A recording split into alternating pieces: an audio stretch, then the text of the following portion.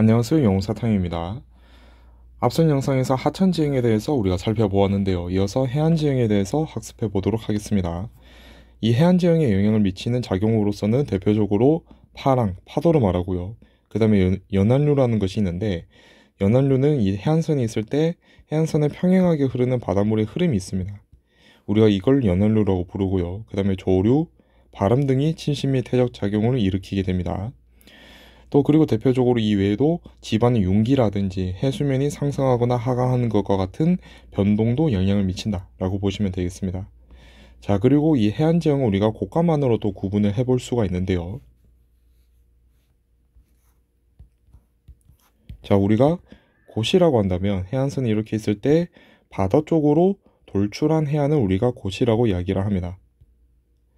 이러한 곳에서는 파랑의 에너지가 집중이 되기 때문에 침식작용이 활발하다는 특징을 보이게 되고요. 이로 인해서 해시계라든지 파시대, 시스텍과 같은 여러 지형들이 만들어집니다. 각 지형에 대해서는 우리가 뒤에서 살펴볼 예정이고요. 그 다음에 만 같은 경우에는 바다가 육지 안쪽으로 들어간 곳을 만이라고 이야기를 하는데, 자, 이러한 만 같은 경우에는 파랑의 에너지가 분산이 되면서 파랑의 에너지가 약해지면서 전반적으로 퇴적작용이 활발하게 나타납니다. 이로 인해서 나타나는 대표적인 지형으로서 사빈, 해안사구, 석호, 갯벌 등을 둘 수 있는데, 마찬가지로 우리가 뒤에서 살펴볼 지형들이고요. 그리고 우리나라의 해안 특징을 살펴보겠습니다. 자, 우리나라 한반도 남부를 간략하게 한번 그려봤을 때, 자, 동해안 지역 같은 경우에는 태백산맥과 동해안의 해안선이 평행하다는 특징을 가지고 있습니다. 이로 인해서 해안선이 단조로운 편이고요.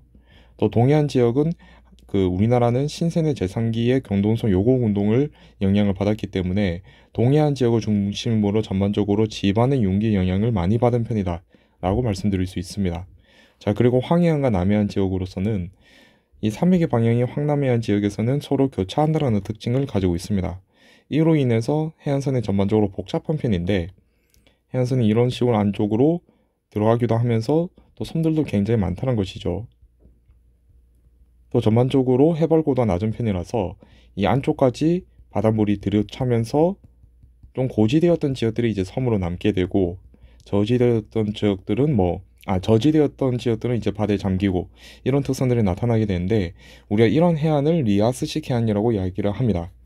자, 그래서 리아스식 해안이라고 한다면 섬이 많고 해안선이 복잡한 지역들을 이야기를 한다라고 보시면 되겠고요. 또 이 황남해안 지역에서는 조수 가만의 차가 크기 때문에 조류의 퇴적 작용으로 인해서 큰 갯벌들이 많이 발달합니다. 또 이 큰 조차가 있다는 것은 어떤 면에서 항구 발달에 좀 부정적인 영향을 주기도 하는데요. 이 바닷가 인근 지역에서 수위 변동이 크기 때문에 배를 대기가 좀 어렵다는 문제점이 있습니다. 그래서 이를 극복하기 위해서 특수 항만 시설을 설치를 하는데요. 대표적인 특수 항만 시설로서 우리 교과서에서 나오는 게 첫 번째 인천의 서해 관문이 있습니다. 자, 인천의 관문은 바다가 이렇게 있고 항구가 있을 때 이 바다가 조수가마의 차에 의해서 수위가 변동하다 보니까 어떨 때는 항구가 물에 잠길 수도 있고 어떨 때는 배가 되기 어려울 정도로 수위가 내려가는 경우가 생길 수도 있겠죠. 이를 극복하기 위해서 여기에다 문을 하나 만들고 이 문을 열고 닫음으로써 이 항구 안쪽에서의 수위를 조절해주는 역할을 해줍니다. 이게 인천의 관문이고요. 그 다음에 군산 등지에 뜬다리 부두도 있습니다. 자, 뜬다리 부두는 이름에서도 알 수 있듯이 이 부두 자체가 바다 위에 떠 있는 형태로 존재를 하는데요. 자, 이렇게 되면은 바다의 수위가 변한다 하더라도 부두가 그 수위에 맞춰서 높이가 조절될 수 있기 때문에 배가 항구에 전박하는데 기여해 줄 수 있다는 것이죠. 이런 특수 항만 시설이 건설되어 있습니다. 자, 그 다음에 본격적으로 이제 지형에 대해서 각각 살펴볼 것인데요. 가장 먼저 나오고 있는 것이 해안의 침식 지형입니다. 해안의 침식 지형은 주로 곳에서 나타나게 되고 암석 해안이 주로 이루는 경우들이 많습니다. 자, 이런 암석 해안으로서 가장 먼저 나오고 있는 개념이 해시계라는 지형이 나오고 있는데요. 자, 해시계 같은 경우에는 파랑의 침식 작용으로 인해서 형성된 해안 절벽이라고 보시면 되겠습니다. 자, 가령 이 지역에서 파도가 계속 친다고 한다면 이 바다와 맞붙어 있는 지역이 계속 파랑에 의해서 침식이 되면서 파도에 의해서 침식되면서 깎여 나간다는 거죠. 그래서 이러한 절벽이 만들어진다는 것입니다. 즉 다시 한번 그려보면 뭐 이런 식으로 절벽이 만들어진다는 것이죠. 파랑의 침식으로 인해서 절벽이 만들어진다. 이런 것들을 우리가 해시계라고 이야기를 한다는 거죠. 자, 그리고 파식대라고 한다면 이런 지점에서 나타나고 있는 넓은 지형이 또 보이게 되죠. 이러한 지형을 우리가 파식대라고 이야기를 합니다. 자, 그래서 파식대라고 한다면 파랑의 침식 작용으로 인해 형성된 비교적 평탄한 지형을 우리가 파식대라고 이야기를 합니다. 여기 나타나 있는 평평한 지역을 이야기한다는 것이죠. 이 해시계가 뒤로 파랑의 침식으로 인해서 계속 뒤로 후퇴하게 될 것인데, 이러면 파식대의 범위는 계속 넓어지게 되겠죠. 그래서 파식대는 해시계가 육지 쪽으로 후퇴하면서 넓어진다라는 특징을 가지게 됩니다.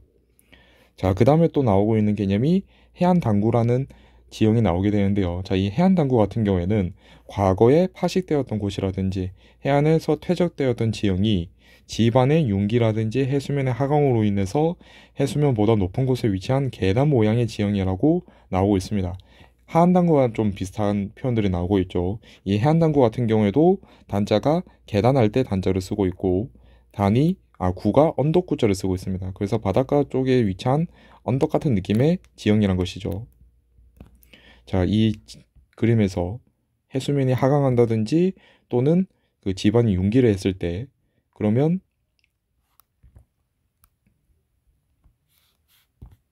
뭐 이런 식으로 해수면이 하강한다든지 지반이 융기를 하게 되면서 이런 식으로 계단 모양의 지형이 나타나 줄 수가 있겠죠. 이러한 지형을 우리가 해안당구라고 이야기를 합니다.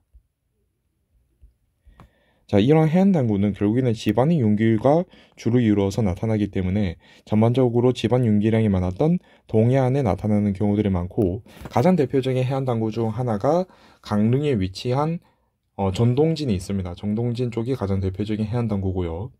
이러한 지역의 이러한 해안당구는 한당구와 마찬가지로 침수가 잘 되지 않는다는 특징이 있습니다. 해수면보다 해발고도 높기 때문에 침수가 잘 되지 않는 특징이 있어서 농경지나 취락이 입주하는 경우들이 많이 나타나게 됩니다. 자, 그리고 또 나타나는 지형이 해식동이라는 지형이 나타나는데요. 가끔씩 이 파도가 전체를 다 깎지 못하고 이 안쪽을 파고 들면서 이런 식으로 안쪽에다가 동굴을 만드는 경우도 생길 수가 있겠죠. 자, 이렇게 만들어지는 동굴을 우리가 해식동이라고 이야기합니다. 자, 그래서 해식동이라고 한다면 해시계의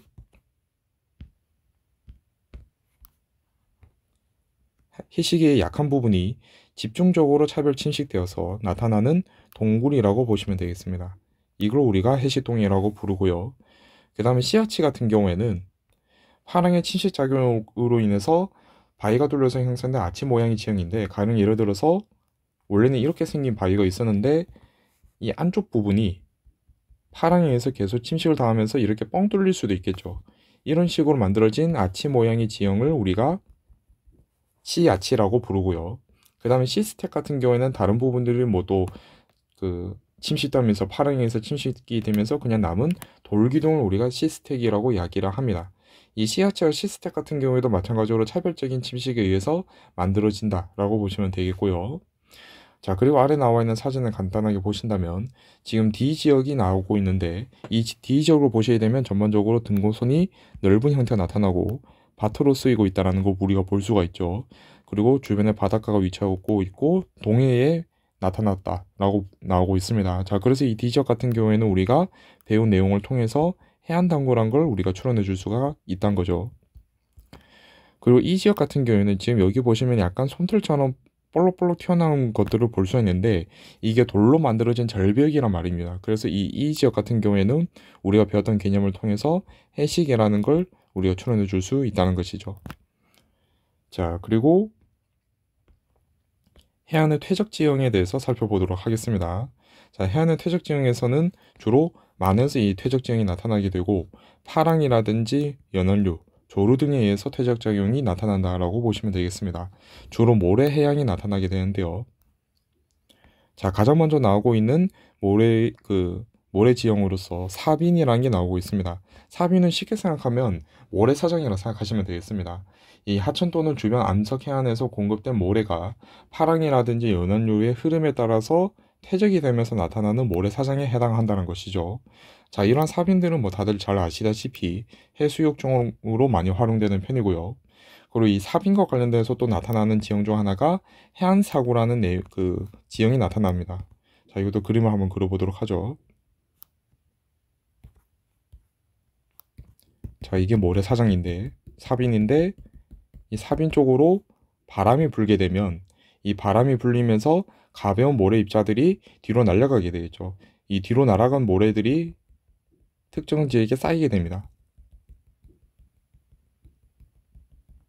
자, 이게 오랫동안 반복이 되면은 이런 식으로 언덕이 만들어지겠죠. 이러한 언덕을 우리가 사고라고 이야기를 합니다. 자, 그래서 사빈이라고 하면 이 모래사장 자체를 우리가 사빈이라고 부르는데 사고라 하면 이 모래 언덕만을 사고라고 따로 구분을 해준다는 것이죠. 사고 같은 경우에는 사빈의 모래가 바다에서 불어오는 바람에 의해서 퇴적된 것을 우리가 사고라고 이야기를 합니다. 해안사고에 해당이 되고요. 자, 이러한 해안사고 근처로는 보통 방풀임이라고 해서 숲이 조성이 되어 있는 편이라 이를 통해서 배후 농경지와 마을이 그 모래바람이라든지 이런 것들로부터 보호되는 편이고요.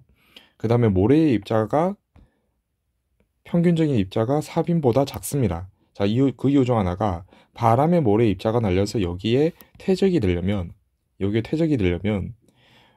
모래 입자가 가벼워야 바람에 날린다는 거죠. 그래서 해안사고 같은 경우는 사빈보다 모래 입자가 작다라는 특징을 가지고 있고요. 가볍다는 특징을 가지고 있고 이 사고 같은 경우는 또 규모가 꽤 크게 형성이 될 경우에는 어떤 면에서 방파제 역할을 해주기도 해서 태풍이나 해일의 피해를 완화해주는 역할을 해주기도 합니다. 그리고 이 해안사고 아래에서는 지하수층이 또 나타나기도 합니다.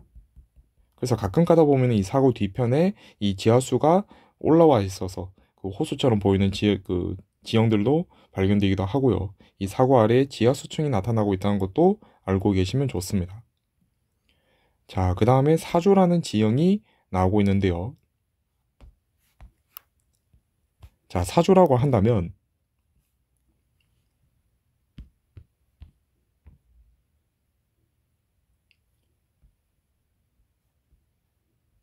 자, 이렇게 형성이 된 사주가 우리가 앞서서 이 해안선의 흐름과 평행하게 흐르는 물의 흐름이 있다 라고 이야기를 했죠. 이걸 우리가 연안류라고 이야기를 하는데 자, 이러한 파람의 연안류에 의해서 운반된 모래가 만해 입구나 섬의 뒤쪽에 퇴적되면서 형성되는 긴 모래의 지형을 우리가 사조라고 이야기합니다. 자, 그러면 여기 나와 있는 이 지형에서 이 해안선과 평행하게 흐르는 연안류가 나타난다고 한다면 이 모래가 연안류를 따라서 길게 퇴적되기 시작한다는 거죠.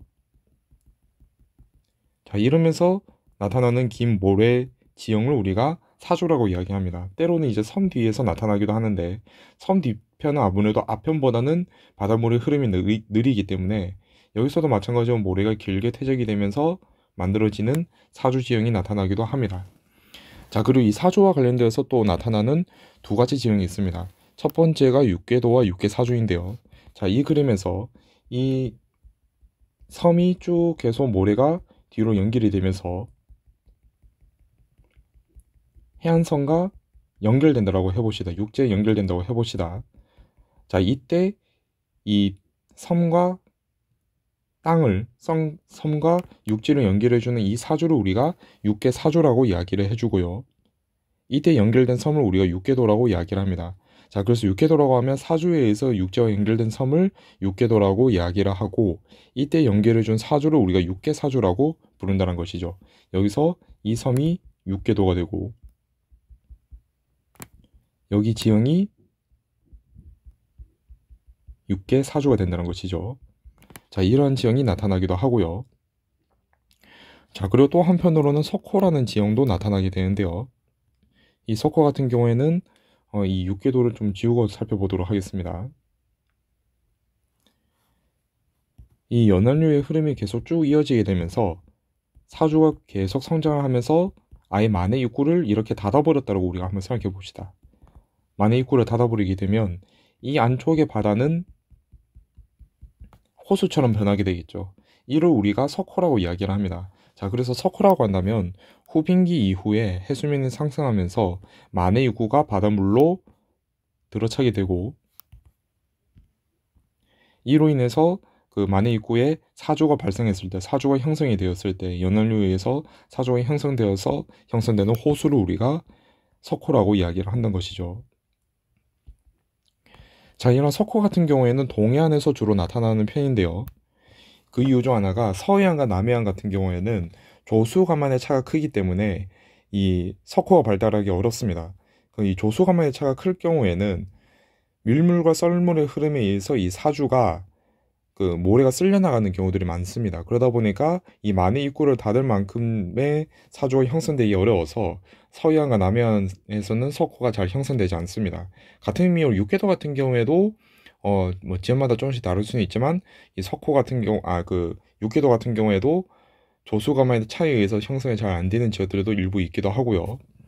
그리고 이 석호 같은 경우에는 또 대표적인 특징 중 하나가 이 만에 해당이 되기 때문에 뒤에서 호수랑 연결되어 있는 경우들이 좀 많은 편입니다. 호수랑 그 하천과 연결되어 있는 경우들이 많은 편입니다. 자, 그럼 이 하천에서 이 석호 쪽으로 염도가 없는 민물들이 많이 유입이 되겠죠. 그래서 이 석호는 시간이 가면 갈수록 염분 농도가 낮아진다는 특징을 보이게 됩니다. 그 이유가 석호의 배후에 연결된 하천으로부터 민물이 유입되기 때문입니다. 염도가 계속 낮아진다는 거죠. 자, 근데 이 하천이 민물만 가져오는 게 아니라 퇴적 물질도 가져옵니다. 그래서 시간이 지나면 지날수록 이 하천 석호 뒤쪽에서부터 퇴적 물질들이 쌓이기 시작합니다. 그래서 시간이 지나면 지날수록 석호의 크기가 점점 줄어든다는 특징을 보여서 이 석호 같은 경우에는 지속적으로 크기가 계속 줄어들게 됩니다. 하천에 운반하는 퇴적 물질에 의해서 계속 규모가 축소된다는 특징을 보인다는 것이죠. 자, 그 다음에 갯벌을 보도록 하겠습니다. 갯벌 같은 경우에는 조류에 의해서 모래나 점토가 퇴적되면서 형성이 되는데 대체로 수심이 얕고 조차가 큰 서해안과 남해안 지역에서 이 갯벌 해안이 많이 형성이 됩니다. 하천에 의한 토사 공급량이 또 많은 지역이어야 이 일정량의 이상의 점토가 퇴적될 수 있다는 특징을 가지고 있고, 또 한편으로는 이 갯벌 해안 같은 경우는 생태계 보호로서도 많이 활용된다라고 보시면 되겠습니다. 자, 아래 나와 있는 사진을 간단하게 볼 예정인데요. 자, 여기서 A 지점 같은 경우에는 바닷가인데 지금 이렇게 점들이 찍혀 있죠. 자, 바다에 모래가 있다는 것입니다. 바다에 뭔가 퇴적되어 있다는 거죠. 자, 바다에 뭔가 퇴적되어 있다면 이게 무엇을 의미할까요? 갯벌에 해당합니다. 그래서 A 같은 경우에는 갯벌에 해당한다라고 우리가 생각해 줄 수 있고요. 자, 그 다음에 B와 C가 지금 붙어 있는데 우리 시험에서 이 해안선과 완전히 딱 붙어서 표시를 해두면 사빈에 해당이 되고요. 이것보다 좀 더 뒤쪽에 표시를 해두면 사구라고 보시면 됩니다. 이거는 이제 해안선에 붙어 있냐 좀 떨어져 있냐 이 차이로 좀 구분하시는 게 좋고요. 그 다음에 가운데 있는 사진 같은 경우에는 경포호를 제가 사진을 가져왔는데 이 강릉에 위치한 경포호가 또 대표적으로 석호에 해당이 됩니다. 자, 이 보시게 되면 지금 이 만해 입구가 사주에 의해서 막혔죠. 이 부분이 이제 사주에 해당이 되고, 이 사진에서 약간 좀 잘 안 보이실 수도 있겠다는 생각이 들 수도 있는데 이 뒤쪽으로 하천이 좀 연결이 많이 되어 있습니다. 그래서 이 하천에서 유입이 되는 민물에 의해서 이 경포 같은 경우에는 염도도 꾸준히 떨어지게 되고 퇴적 물질이 또 뒤에서 계속 쌓이기 때문에 크기도 계속 줄어든다는 특징을 보이게 된다는 것이죠. 그리고 가장 오른쪽 사진 같은 경우에는 신두리 해안 사구 사진에 해당이 되는데 이 사빈에 전반적으로 해당한다라고 보시면 되겠죠. 모래사장들이 펼쳐져 있고요. 자, 그리고 이제 여기까지 하면은 또 우리가 하천 해안 지형에 대해서도 전반적인 개념을 살펴볼 수 있었습니다.